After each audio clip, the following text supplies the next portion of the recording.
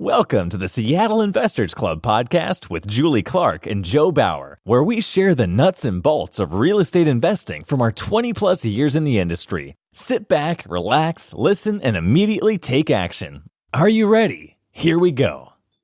Welcome to the Seattle Investors Club podcast, where we talk about the nuts and bolts of real estate investing. My name is Joe Bauer, and I have my co-host, Julie Clark, on the call. Julie, how are you doing today? I am totally great. Did you actually know, Joe, that my real name, you might not know, is Julia? I did know that. Right? And your real name is Michael, right? Yeah, which is a strange coincidence. It is a strange coincidence. We also have a third coincidence, and our guest today on the podcast is named Mike, right? So we got two Mikes and a Julie. Two Mikes and a Julie, yeah. So today I'm very excited to have Mike Michalowicz, who is the author of Profit First, Surge, The Pumpkin Plan, and his new book, Clockwork. Mike, how are you doing today? I'm doing well. And a big happy birthday to Julie. Oh, thank you, Mike. I appreciate that. Yes, happy birthday.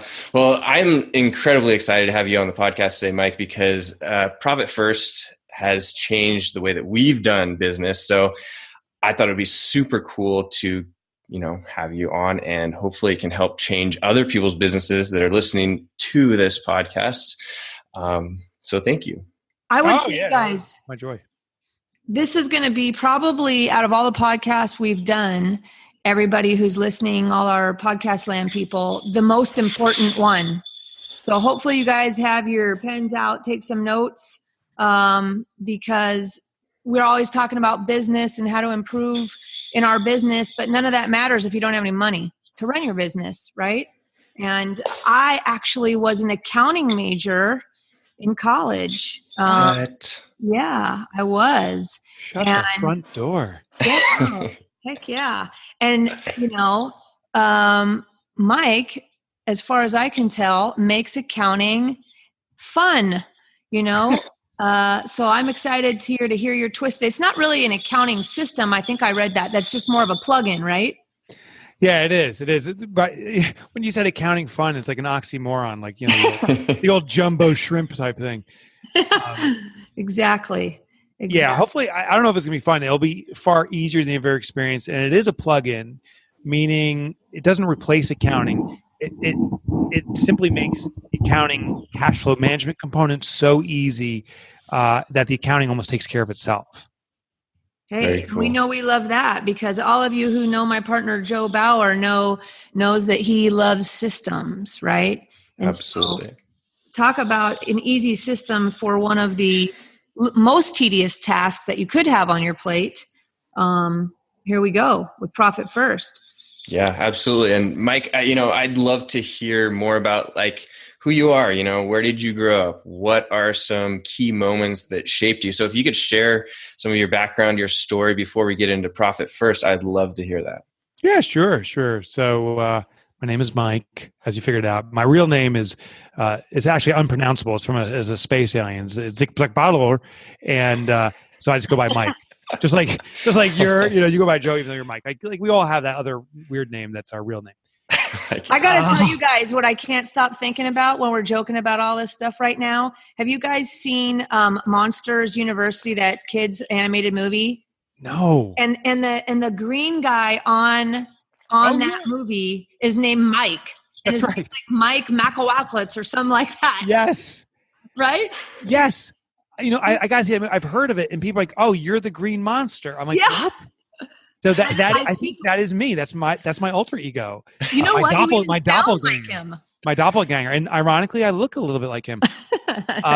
He's more attractive, but so I am. Where I grew up is in New Jersey. Coincidentally, I'm in my office right now, overlooking my office building is in the town I grew up in. So I'm back where I grew up. And my business partner and I were on a mission to eradicate entrepreneurial poverty. That's why I wrote Profit First, and that's what we're trying to do also as a business. And we're trying to make our town, where we grew up, the most profitable town in the country. So that's why we're back home. And then who I am, or my little backstory is, I am an entrepreneur. Had the good fortune of becoming an entrepreneur right out of college. I started some businesses. I sold one to private equity. I sold another one to a Fortune 500. I had all these wonderful experiences in cash events. And then I had the greatest event of all was I lost all my money. It was the necessary wake-up call because my ego had the best of me. I thought I knew everything about entrepreneurship and just became a schmuck, to be honest. And it's the blend of arrogance and ignorance that's deadly.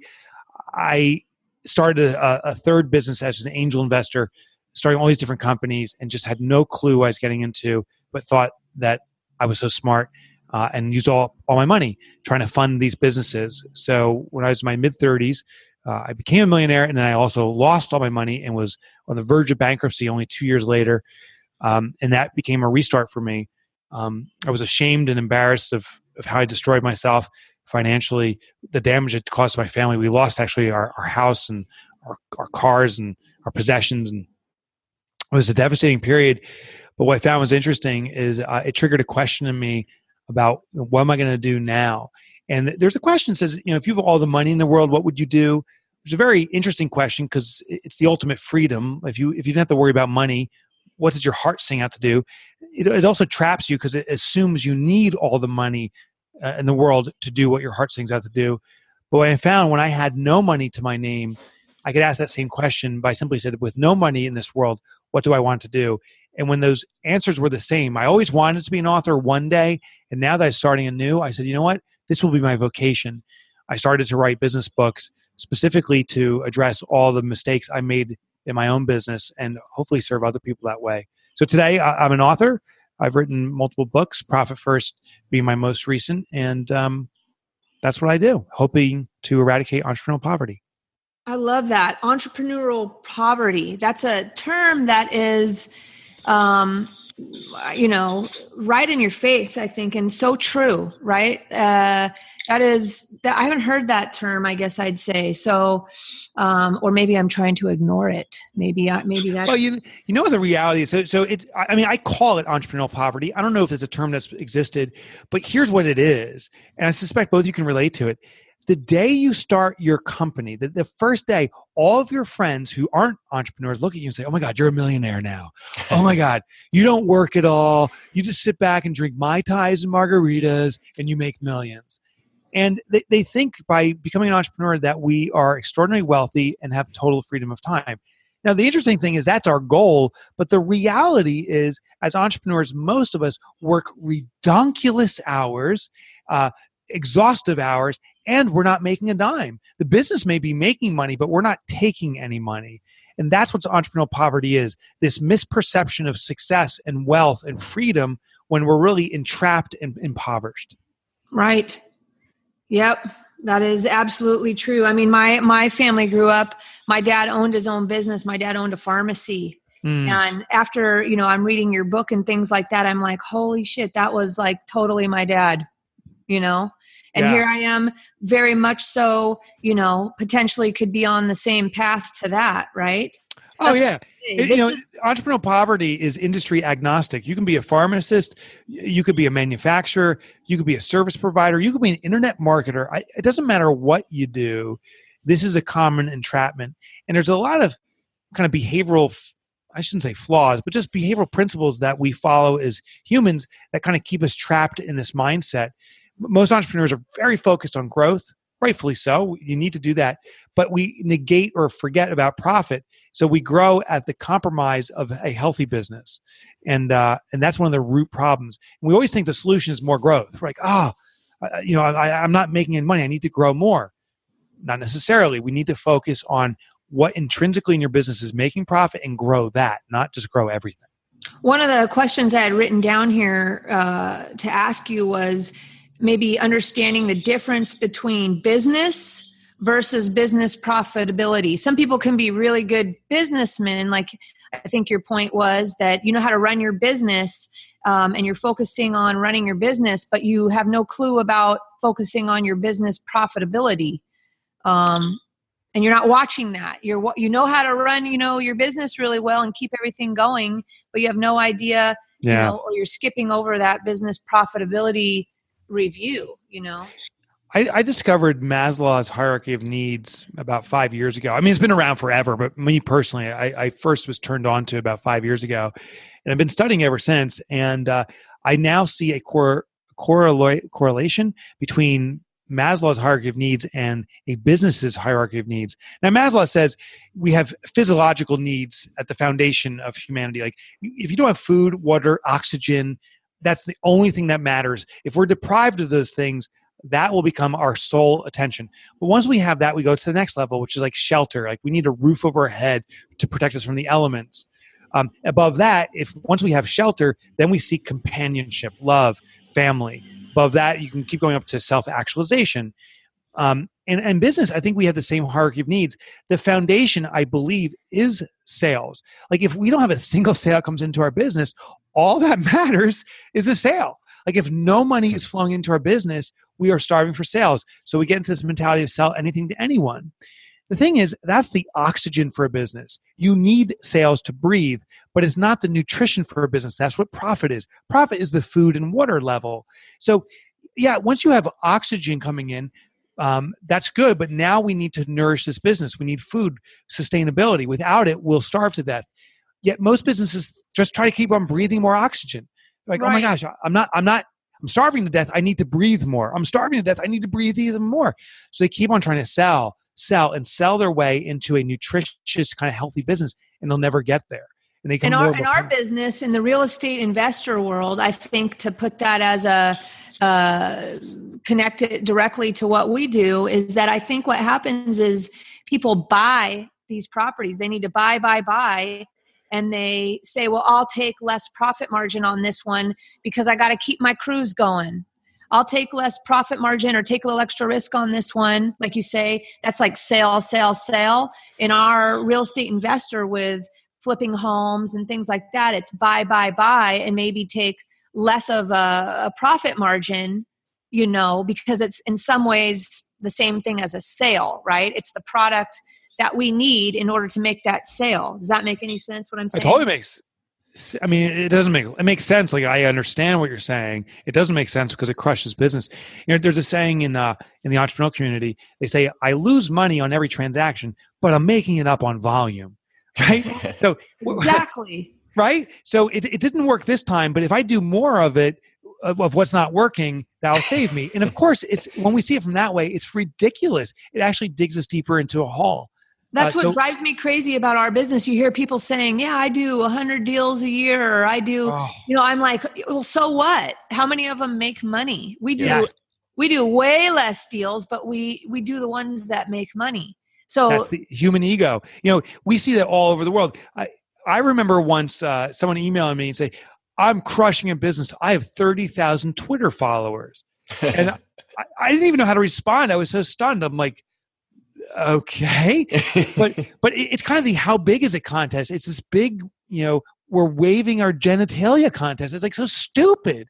It's like, who cares about the size? What we need to start caring about is not how big it is. We need to care about how healthy it is. So when business owners walk in and say, oh, I got a $5 million business, I respond saying, okay, whatever. Tell me how healthy your business is. And that's when the real conversation breaks out. A $5 million business that's losing money is way worse. It's horrible. I'd rather have a $500,000 business that's throwing off $100,000 to me every single year. Right. Exactly. Yeah, this is a hot topic. I think that, and nobody talks about it freely. You never hear anybody talking about this freely amongst all these chats and, as a topic of conversation about how healthy their business is. This is a very personal topic that we're talking about today that hopefully, we can bring out, and create a discussion amongst our community a little bit more, as far as that goes, or at least put people on the path to start asking the right questions. Yeah, well, I start blaming, this is where I put a little blame on the accounting principles. Now, let me just do a disclaimer. Accounting is very important. I'm not saying that accounting is not important, but what I am saying is that there's some principles that don't speak to the behavior of the entrepreneur. And here's my challenge. The foundational formula for accounting is real simple. sales minus expenses equals profit, right? That's the foundational formula. You have to have sales, you subtract the expenses you incur, and what's left over is profit. The problem is that formula, while logically it makes 100% sense, but behaviorally, it's telling us that profit is the last consideration. First, we focus on sales, then we focus on expenses. And by the way, we don't say that we're focusing on expenses. We call growth, right? We say, well, I'm investing, pushing back into my business. And what's left over is profit. It teaches us that profit is last. And when something comes last, we delay it. When something comes first, we prioritize it. That's why everyone talks about the size of their business and focuses on sales and growth exclusively, because that's what comes first in the formula. It's kind of like health. If you got rushed to the hospital and they say, Joe, you got to change your diet, you got to stop smoking, stop drinking, do these things or you're going to die. You don't come out of the hospital that day and say, you know what, starting today, I'm going to put my health last. You say, they'd probably be calling me on that, Mike. Yeah, okay, I'm calling you. Yeah, stop eating those velvet cupcakes, for God's sake, Julie. You'll say, starting today, I'm going to put my health first. It is human nature. What comes first gets prioritized. What comes last gets delayed and delayed. And that's why for most of us, since sales and expenses come first, we talk about how much we're selling, how many clients we have, how much we're investing in our business, how many employees we have. Investing in employees, that's expenses. We focus on that, and no one talks about profit. Instead, we look at our profit at the end of the quarter. More often, for some people, sadly, it's once a year. When tax time comes, they look and say, no profit, no money left over for me. Maybe next year. Literally, profit gets delayed another 365 days before it's considered again. That's the fundamental problem. Profit does not come last. Profit comes first. Right. Yeah. So if we're talking about like terminology, and as we lead this podcast in our club, how do you recommend starting to have us talk about our business and our profit versus, I made 50 grand on this deal? Should it be like, what are those terms that we can start talking about so that other people can start talking about them so that we can let it trickle down a little bit more? Yeah. So, in regards to terminology, the big one is how healthy is your business? So stop asking questions that are pointing towards size. Like, how many deals did you do? That's simply a transaction thing. How many employees do you have? How many projects are underway? It's all about size. Instead, we should be talking about how healthy is your business? What was your take from the last project? What's your profit margins? Be talking about that.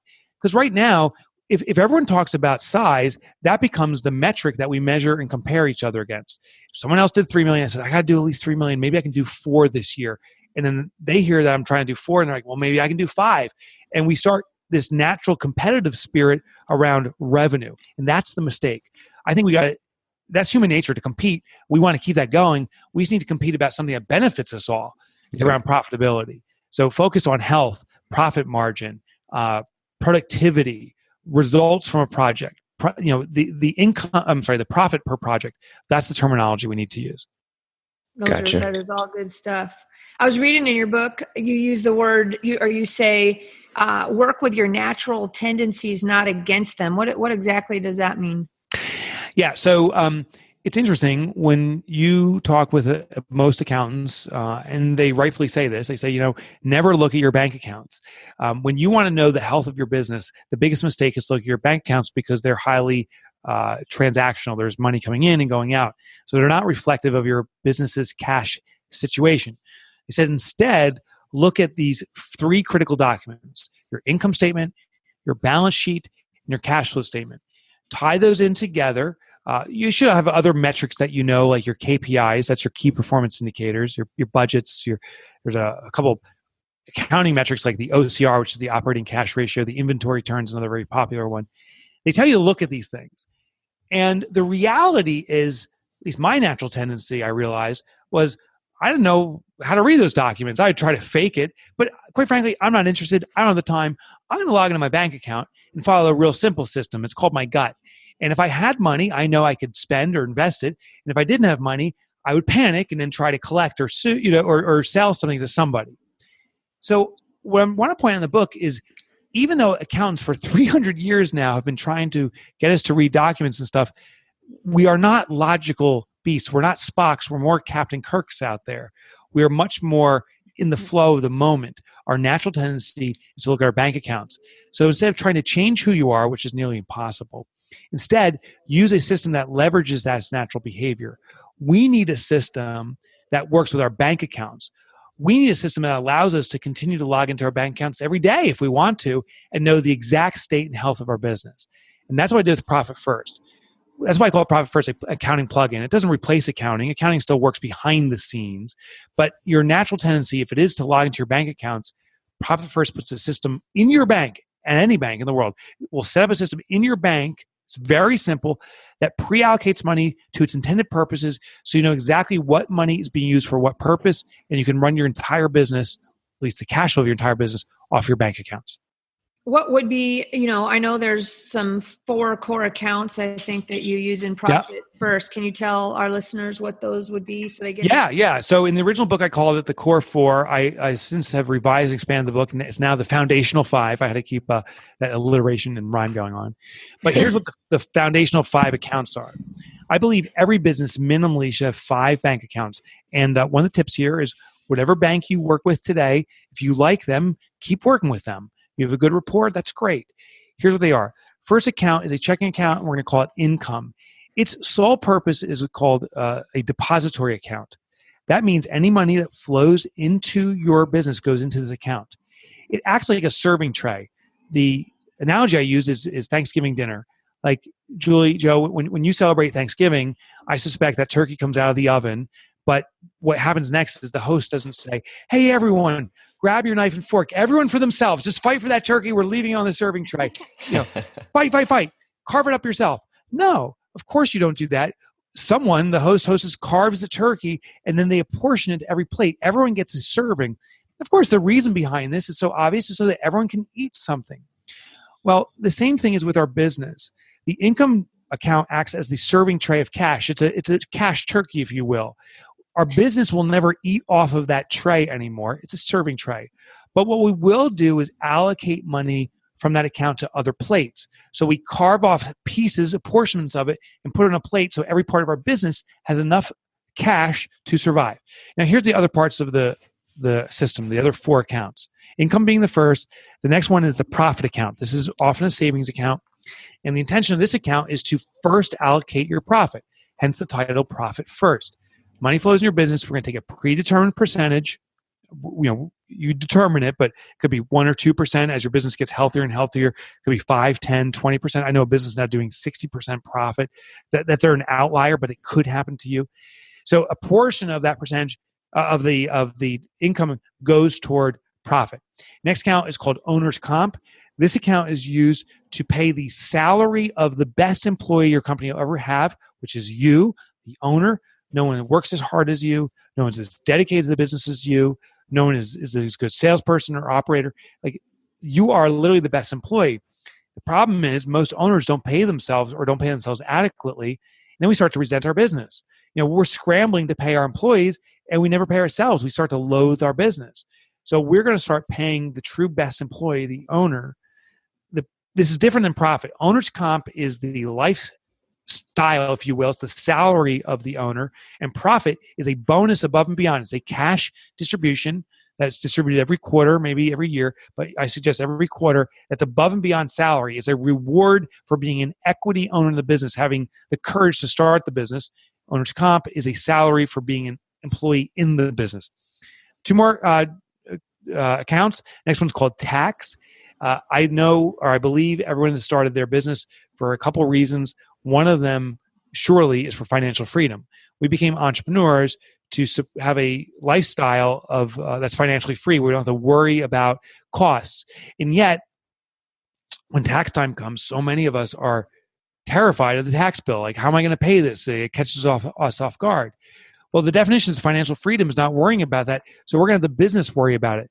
The tax account is an allocation of money from the income account that will pay the taxes of the owners. Their personal income taxes will be addressed by the business. And I know some people listening may have a S Corp or a C Corp or an LLC or an LLP or a sole proprietorship or a hybrid or so many versions of companies out there. And the way you must submit your taxes works differently, but the company can always reserve your tax responsibility. The way it disperses the money, sometimes they'll write the check to the government itself. Other times they'll reimburse the owner for the taxes they already paid, but ultimately the business will pay for the taxes of the owner. And then the final and last account is the operating expense account. And this is what you operate your business off of. This is the lifestyle of the business. So basically, money comes in, income. I then put a percentage in profit. I put a percentage in my compensation. I allocate a percentage to taxes, and the remainder goes into operating expenses. And the key to understand here is we are reverse engineering profitability. If you want to be profitable, if you want to take pay, if you don't want to ever worry about taxes again, this remaining amount in operating expenses is what you must run the business off of. So we simply have reverse engineered our profitability by taking our profit first and having these different accounts. Totally awesome. I mean, I know as soon as Joe read your book, I mean, immediately we implemented it. And what's crazy is that I'm the accounting person on our team, right? I was an accounting major, means nothing necessarily. And, Joe runs the show for us based off profit first. I mean, easily it's life changing, as you say, Yeah. And there's something about knowing, for me personally, that Joe's putting tax money aside, that when I got to pay my taxes, I always extend, but hey, but you still have to pay when you extend. Yeah. That there's money. It makes it almost feel okay because he's going to send me some money. Yes. That's been sitting in that tax account, that I didn't have to worry about or do math on with my own stuff, because of the way, with LLCs or whatever. So this is where Profit First is a plug into accounting. Like you'll see, it has not replaced accounting. It's managed the cash flow behavior of an entrepreneur. So Joe is behaving like most of us entrepreneurs. I assume he's looking at the bank accounts. Now he's a system that he can see very clearly where the money is being allocated. The accounting still has to be done, but the front work has been done that money's properly apportioned. Now, when we analyze the taxes, the job of the accounting department is let's try to reduce our tax requirements. I mean, there's compliance and law that requires we pay taxes, but we are allowed, and it's lawfully allowed, to pay as little as possible within the rules. So the accounting still applies, but we now have the confidence is that we don't have to scrounge and panic for money. So that's the beautiful thing. But I also suspect Joe feels relief too, because he's like, I don't have to worry about the tax money. It's already paid for. This is a thing called loss aversion, another behavior. So just so you know, my little side passion is human behavior. I love reading behavioral books and I worked with a behavioral psychologist and understanding how we work. And one of the things I discovered working with a psychologist was the power of loss aversion. And loss aversion says once we possess something, like I've always wanted a red sports car. Well, the day I possess it, now that becomes my baby. My sense of ownership, once I actually have it, skyrockets. And I will do anything to prevent its loss. That's what's called loss aversion. So if I buy that little red sports car and yet the the lease company comes to me and says, hey, you didn't make a lease payment, we're going to repossess your car, I will do extraordinary things to to retain possession of what I own, my little red sports car. So I will work a second job. I will I'll cancel the insurance and I'll keep it locked in my garage. I won't even drive the thing as long as I don't lose it. Now here's the irony. These are extraordinary things I did to keep what I have. I could have done those extraordinary things to get it. I could have worked a second job to get that car earlier, but I didn't. It's only once we possess something that we start reacting in this extraordinary way. Well, the same thing is with money. Once we possess money, once it's in our bank account, and then the government says, you owe me money, we feel the pain of it being taken out of our bank account. So we go to extraordinary measures of panic and just start spending money elsewhere so the government can't get their hands on it. But when we allocate, according to the Profit First system, money to a tax account and never feel possession of that money, that's like keeping that little red sports car at the car lot. We never possess it. If someone else gets the red sports car, I wanted it, but whatever, someone else get it, another one will come my way. If money's been allocated to our taxes, it sucks that we owe the government money, but at least it's not my money, so it doesn't feel as painful. Right. Absolutely. I'm going through the emotions as you're explaining that. right. I'm like, whoa, going through all these emotions, just just listening to all this stuff, it's crazy that I don't, by no means am I saying this is simple, but yet it's simple. It's so easy for everybody to put in place.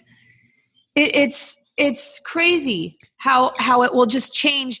Even if there's no money or there's not a lot of money in these accounts, having these accounts set up and having this system works, there's some sort of peace of mind, like you feel safer just because you did it. That's how I feel. Absolutely. Oh, yeah. And it is totally simple. Like, that's the idea. That's the idea, and that's the challenge. So some people think, oh my God, it's too simple, it can't work. Another component of human nature is often we add complexity to things because we can't believe that a simple thing can have a great impact. So when people hear the system, it's natural to have tons of skepticism. I suspect some people are listening right now and say, yeah, it sounds so simple, but you don't know my business, Mike. It won't work for me. I've never tried this before. I've never been profitable before. And now you're telling me to take profit first, but I've never been profitable. I already proved I can't be profitable. So it's normal that a simple system will get skepticism. What I tell people is I can speak to them blue in the face about how I believe this will work for you, but the only person that can prove is yourself. So what I tell people is just get started in a small way. Just give a little taste of it. Just set up one account. So we just outlined the 5 foundational, but I think a business can start off with just even one account, a profit account, and allocate maybe just 1% of their income. It's inconsequential. It's such a small amount of money. If you allocate that, it won't impact your business. If you bring in $10,000, you allocate 1%, that's $100. So you can still run your business off of $9,900. But what will happen is you'll start seeing, well, I have a little bit of profit accumulating, and you'll start testing yourself. What if I increase that to 2 or 3%? It's a way to kind of baby step your way in. It's almost like a mental thing, It's you know what else I'll say about this system is, Joe, don't you have it set up that that it automatically happens? You don't have to do anything. You've got it auto, do you have it set up that way? We're talking about our business now. Well, technically I am the auto person. So on the 10th and the 25th, I go in and allocate the percentages accordingly. But you know what I'll say though? When you have partners, people always have partnership issues and those things come up. To me, knowing that we have this system in place also, and that this is our agreed upon between Joe and I, what our splits are, right? There's a trust factor there, right? Because he watches the books and I don't, right? And therefore I feel like it gives me, not that, of course, that I don't trust Joe, but I'm just talking in general for partners. There's a level of trust, it's so easy to check on, if you've agreed on what the percentage splits are to go to each account, and, you can look at your serving plate or platter, your income account, I guess I'll say, and you can easily see where's going what, Yeah, it's so funny. So if you just look at world history, if we look at Enron, according to the accounting of Enron, they were profitable until the day they closed the doors, right? They let off thousands and thousands of people. They bankrupted countless numbers of people. Yet, according to the accounting, they were highly profitable. But Profit First avoids the accounting gameship that Enron played and other businesses could play because it's a cash-based system. So for that cross-accountability, I have a business partner in one of my companies too, and he and I both have full access to the bank accounts, and we can look at any time. Secondarily, we have a bookkeeper, a third-party bookkeeping company that does all the work in the accounting system. That's a good checks and balances across from the bank. So now we have 3 sets of eyes looking at it. And because it's so simple, my business partner, Ron, and I, we both can look at the bank accounts and literally in under a minute, make sure that the transactions have been done appropriately and that money is being allocated according to our agreement within minutes, less than a minute. And it's so simple now that I could go to the both of you and you could look at my business and immediately tell how healthy we are. You could see or how profitable we are. You could see how much the owner's being paid. You could determine how we're outlining expenses. And I gave you just the foundational 5 accounts. I believe as a business really gets into this, you may have 8, 9, or even 10 accounts. And you could see what we're saving up for a capital expenditure. We're going to be developing some new software, but we're going to make sure the money's in place to develop that first. So you can see how far along we are with that. all by just logging into our bank accounts. Right. Ooh. Yeah, and just the ability to check on stuff and know, and know that you're making progress. I really believe it's a very mentally comforting system. Regardless of how much money is in there or not. Like you said, putting $100 out of the 10,000, it's mentally comforting, which is a stress reliever. Yes. Right. Which is a stress reliever, which is a problem for entrepreneurs in the first place. My favorite, and I get these occasionally, I invite readers to email me. I love to have a dialogue. I literally spend an hour plus a day responding to readers, and it's a passion project for me. I love it. And the favorite emails I get, and it's with some regularity, is a saved marriage. And listen, I'm not saying Profit First saved a marriage. They had the courage to implement the Profit First system. They saved their marriage. But what happened is some of these couples that write me say, listen, we were in business together, or I was the entrepreneur and my spouse had no clue what was going on in the business. Now they see how I'm managing the numbers and the stress is gone. Even though the revenue hasn't increased, I have absolute clarity of what money's being used for what purpose. I have control over my business again and know how to drive profit. And that sense of confidence then bleeds out into the rest of their lives. Because I believe entrepreneurship and our life is like conjoined twins. Like when we start a business, we are lockstep with it. As the business goes, so do we go. If we don't know what's going on and we're fearful and clueless about our business numbers, we are fearful and clueless about everything else. But once we have control and assurity of our business's direction, we have control and assurity in our business, in our lives, and it brings about this degree, like you said, of confidence, stress reduction, and now it's influenced the relationships that people have. Exactly. Wow. And in our industry, there's a lot of couples, husband, wife teams doing this kind of stuff, flipping homes and, being investors like that. So for sure. Let me ask you, because I don't want to run out of time. What is an instant assessment? I've seen that term. Yeah, so this assessment is something that's in the book. So if you get Profit First, in the book, in there is a tool to instantly assess where your business stands and then give you a course of action to take to get it right sized, if you will, or right correctly positioned for profit. I have it for free download on my website too. So if you want to skip the book and just get the assessment, you're welcome to do that. But here's what it is what we do is we evaluate your existing business and where you've been historically. That's our basis. How much profit have you taken? Everything's on a cash basis. So this is not an accounting profit, not how much it says you made on your income statement. How much of a bonus check did you actually take home? How much did you really pay yourself, and so forth. Then what we do is we say, okay, this is where you stood. We now compared it to other businesses that are what I call the fiscally elite, extremely healthy, profitable businesses. What kind of percentages are they doing based upon the revenue you've been producing? It's a comparative. And then between where you are and this comparison of the fiscally elite, we determine a path to get there. That's the rollout. How do we slowly but consistently step you forward in profitability so your business can become part of the fiscally elite? And is this something that somebody works with your team on, or they do it on their own, an instant assessment on their own? You can do it on your own. We have a team, we call it Profit First Professionals. These are accountants and bookkeepers who've become certified in the Profit First method and teach this and guide you on the intricacies of it.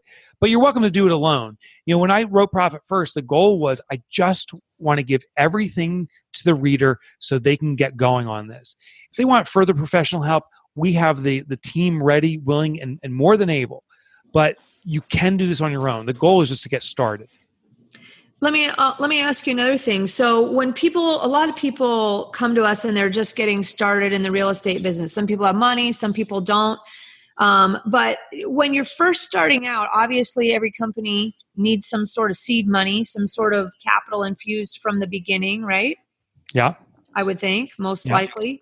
As far as the percentages go, is there like a starter set on that, or is it all just very personal on everybody's personal situation, or is there kind of a standard goal starter set of percentages on the account splits? Yeah, it's funny. So when a brand new company is starting, I actually suggest they start at the fiscally elite level. Now, if you have to put seed capital into your business, that goes right into the OPEX account. So say I have to put in $50,000 to get started. I'm just picking a number. you don't put that. That's not income. This is a loan that you're making to the business. So that goes right into operating expenses, and that's what you need to operate with. But then when you start generating revenue, it starts following the profit first system immediately. Now, here's the funny thing is we have over 75,000 companies doing profit first. We actually are approaching 100,000 now. And it's in every industry.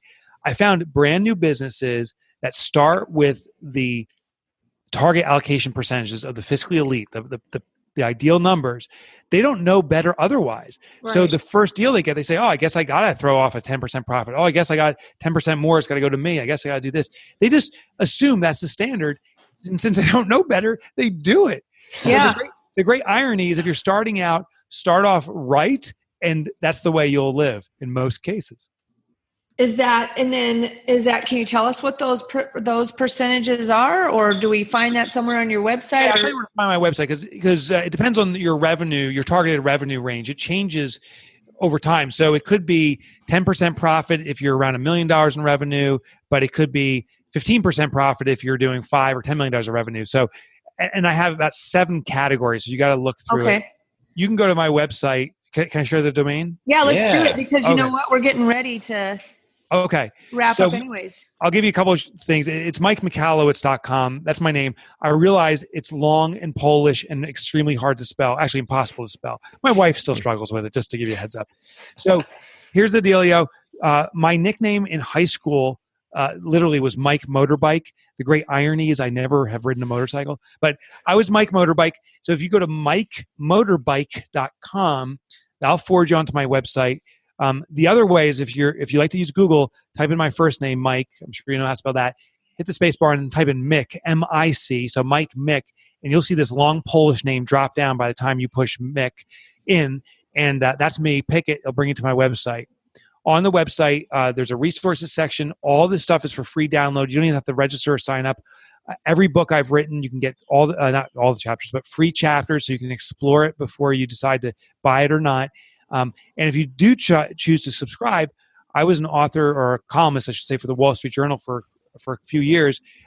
My most popular Wall Street Journal articles, which are available, by the way, at the Wall Street Journal, you can sign up and become a subscriber there. So if you're already there, you get it for free. Or you can sign up at my website at no cost, and you'll get all my best articles from the Wall Street Journal. Awesome. Very cool.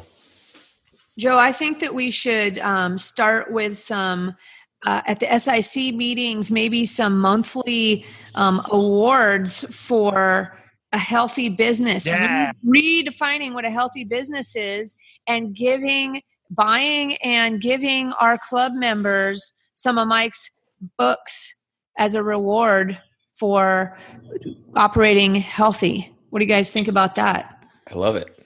So we record this podcast a few weeks out, or maybe even a month out before it drops. So if you're listening to this, I don't know what month it'll be when you're listening to this, but if you come to the next Seattle Investors Club meeting, we're going to have a bunch of these books here, or some, for those of you who have listened and are listening and can come and tell us healthy business stories or your goals on trying to achieve a healthy business. Redefined.